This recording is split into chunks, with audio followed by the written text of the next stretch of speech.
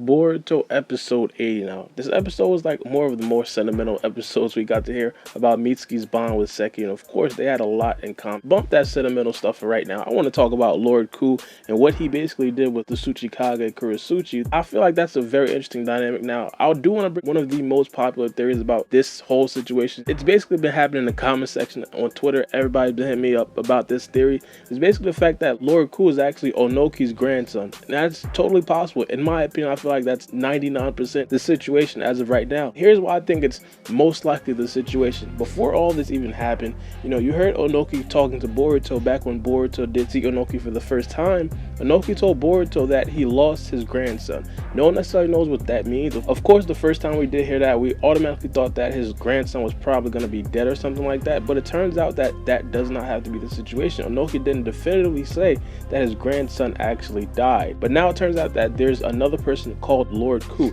We already know that every single son or grandson or descendant of a Hokage is already called Lord. Now, of course, a lot of people know that Boruto was called Lord Boruto, or back in the day when you had Konohamaru being the grandson of the third Hokage, people called him Lord Konohamaru, things like that. So of course, him being called Lord Ku just makes sense because he's the grandson of the third Hokage. Now, in this episode, there was a lot of damning evidence that this guy is definitely probably going to be the son of the third Tsuchikage. Now, in this episode, as soon as Kurisuchi basically analyzed this guy's Lord Ku's face, she said something that basically made it seem like she kind of recognizes this guy. And of course, there's probably going to be some people in the comment section below that says, hey, she's the Hokage, she's supposed to know mostly everybody in the village, which is very smart. The person is a little bit strong, so being the Hokage, you should know every strong person in the village. But in my opinion, of course, the way she looked at this guy, it looked like she knew him from like a family relation. And of course, that goes with the logic of this guy possibly being Onoki's grandson. And if this is the case, it's going to be a very interesting arc, especially in terms of family basis, because it does introduce that dynamic of Onoki possibly being heartbroken over his grandson, turning his back against the whole village. Now, in this episode of Lord Ku, they talk about something which was very interesting to me, or it was basically everybody else plus Lord Ku. They're saying that they want to do this whole situation for peace, and I didn't really get that at first. They're planning on starting a war because of peace. It seems a little bit like Pain. I don't necessarily want to compare him to Pain because they're nothing alike. Pain is just way cooler than this Lord Ku guy. I just feel like he's taking a certain path similar to that.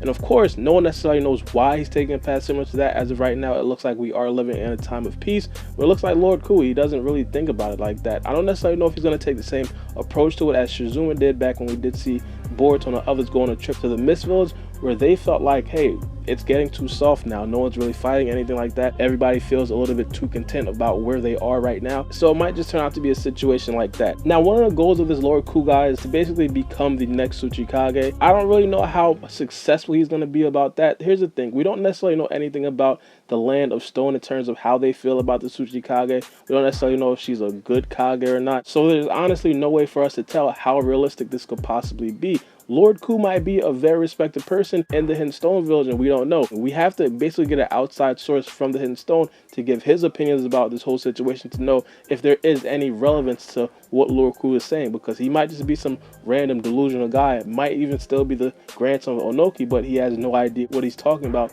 or what he's going to be doing in the future. One thing I do want to talk about is that this guy, or the person that he's with, he seems to be a very smart scientist. Of course, he's probably nowhere next to the level of Orochimaru or anything like that. I did say in one of my past videos that Orochimaru is probably the best scientist in the ninja world, and that's saying a lot. But in this episode, we did get to learn a lot more about his experiments and the technologies that he does have. We did see the almost downfall of Seki, but I do want to talk about the bright sides for real quick before we do jump into Seki. We did see something that was very interesting in one of his experiments, and I think it was kirara. It might be a synthetic dojutsu. Now, I have been saying the word synthetic for a minute now. It's basically man-made. We do understand that whatever he does create, it's not going to be a legitimate thing. For example, I've been saying there might be a tail beast in this arc, and of course it's going to be a synthetic tail beast, because I do know some people are confused about there being a tail beast, and of course I do understand that tail beasts only come from god trees. There is no new god tree that we know of as of right now, so everything I'm talking about is going to be synthetic. It's going to be man-made by this guy Lord Ku. Now, the dojutsu that this person has, kirara, it looks to be a little bit like the Byakugan. I'm not calling it a Byakugan at all, but it just has that visual prowess to me. And of course the abilities aren't known yet. All she really said that Mitsuki looks to be clear, so I'm not completely sure if that's the direct ability of the dojutsu.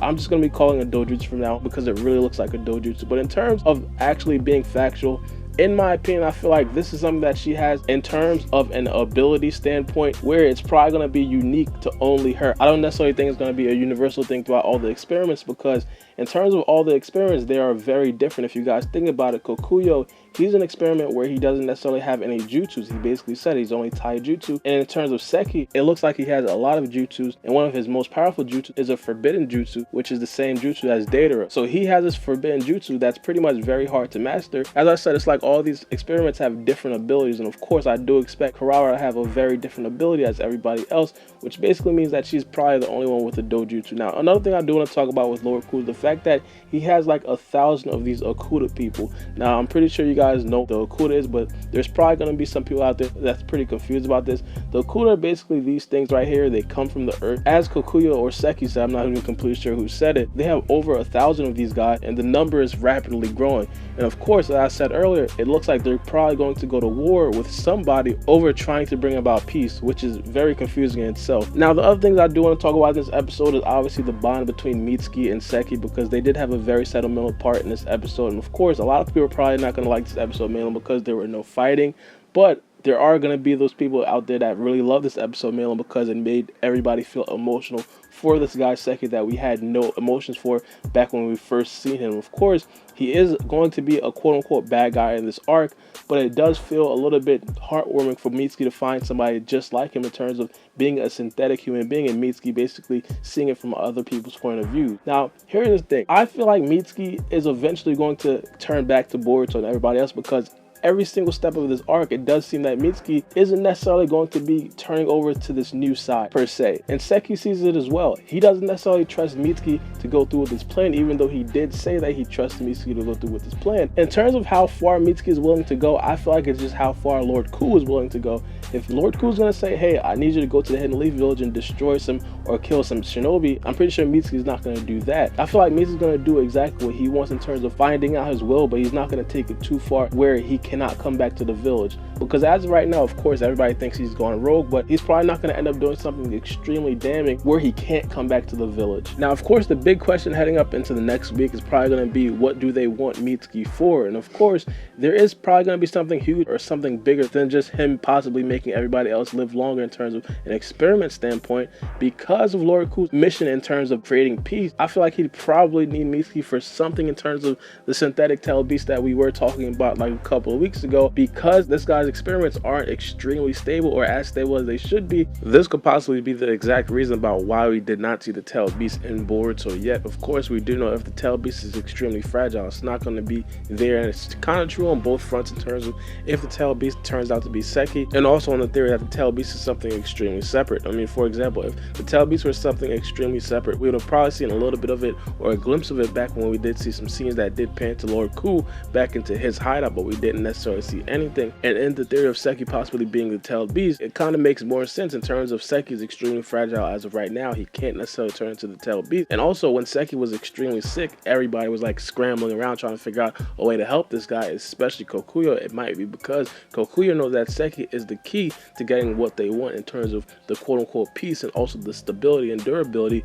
of their whole body. And I do understand it could be the fact that Kokuyo just has a very good friendship with Seki as well. Now, one thing that we do know for this whole situation to actually go down in terms of Lord Ku's actual plan, to be honest, he'd probably need a lot more shinobi to actually take down the Tsuchikage, especially if the Hidden Stone Village has her back. Just to put this into perspective, I know this is exaggerating a tiny bit, but during the 4th Great Ninja War, they had 100,000 white Zetsu. And of course, Lord Ku, as he said, he has only 1,000 Okuda and growing. That's literally 1% of the white Zetsu. And if we're comparing that to Obito and Madara's team back in the 4th Great Ninja War, they had Madara, they had Obito, they had extremely strong reanimated shinobi, summoning jutsu, they had the whole 9. And for this guy, Lord Ku, to only have 1,000 Okuda, it doesn't necessarily seem like the strongest of armies, especially seeing as how he's trying to take over a whole village. But then again, I do have to mention that they do have the supposed synthetic tail beast. No one exactly knows how strong this guy is, and to be honest, this guy could possibly be as strong as the Boruto writers make him. As of right now, it's basically the new age of shinobi.